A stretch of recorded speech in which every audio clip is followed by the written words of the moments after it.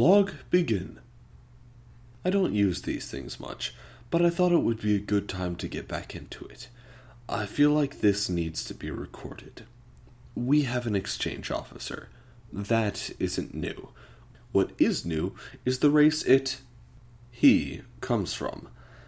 Honestly, when they told me we would be hosting a human, I had to ask what a human was.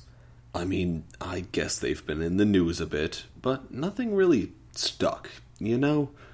There was barely anything in the database either. That meant they were a recent contact. That never ends well.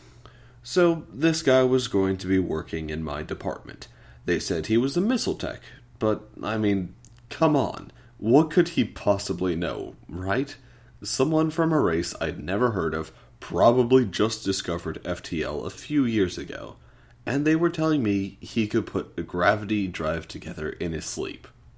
Right. Well, the first impressions didn't help. He swam through the airlock like a crate with legs, all wrapped up in a bulky white suit, opaque faceplate, life support pack, the whole deal. 2 manipulator limbs with 5 big, fat, useless-looking tendrils. Rigid posture, poor reflexes, complete inability to read sense. Translator wasn't up to snuff either, and I had to shake his hand. What the hell kind of greeting is that? I mean, the suit was clean and all, but... ugh. Oh, and they briefed me on the suit too. Humans can't survive in normal atmospheric pressure. Chlorine kills them, carbon dioxide kills them, if there's enough of it. Our hallway lights would burn out their eyes without those visors. And besides, they flake. As in their skin just comes right off. All the time. One of the others told me that most of the dust on a human ship is their skin. I had to excuse myself. But I've got to be honest. He wasn't bad at the actual work. Sure, I had to teach him almost everything, but at least he picked it up fast. The physical part was a bit difficult. With only 2 limbs, horribly low mobility, a level of strength that would be unacceptable even in a child. We had to work around him a lot. But at least he was compact. Even in the suit, he took up a lot less space than one of us. They're really, really short. Not snake-like, he called us. Anyway, the captain assigned him to a storage closet. He said it was at least 3 times as big as the cabin he'd have on one of his own ships, shared with 5 other humans. All in all, I guess it was an interesting experience. John was pretty unobtrusive, not at all like I thought he'd be.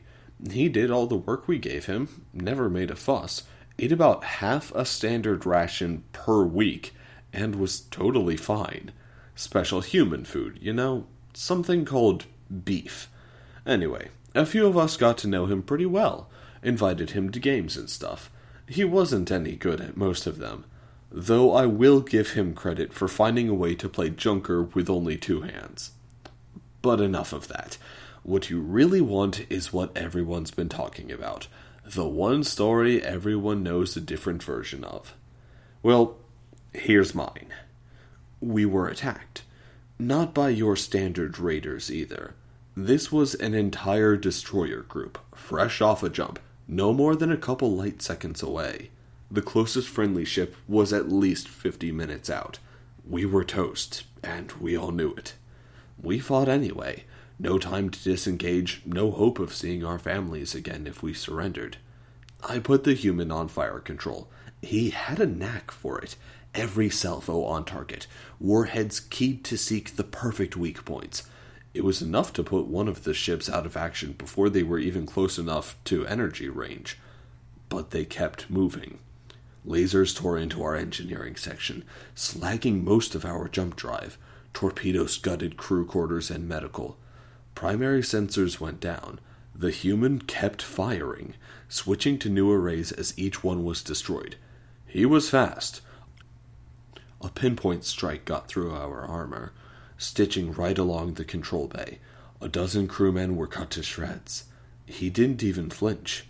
Armor-scorched and venting atmosphere, he just kept right on going, and missiles kept firing. Then it happened. An enemy warhead went off point-blank, right outside our section. The launch tubes were torn to wreckage. The hull was opened to space. The blast doors closed, trapping us in. A support beam detached from its housing, pinning me against the wall. I couldn't see. My helmet cracked, hissing air out into the void. I felt a hand on me. I heard the whine of servo motors reverberating through the beam. A grunt of exertion, the strain of an engine taxed to its limit. And I was free. He looked at me, suit blackened with soot. Life pack burned to ruin. He slapped a hole patch on my helmet and grabbed my hand. "Get up," the human said. "We've got a job to do." He walked right back to his station. The same station that had just seen a missile blast close up. The same consoles that now overlooked a barrier wall that might have been clawed right out of the ship. He stood there humming as he loaded all remaining tubes and went right on firing at the enemy. That, my friends, is what a human means to me. Log end.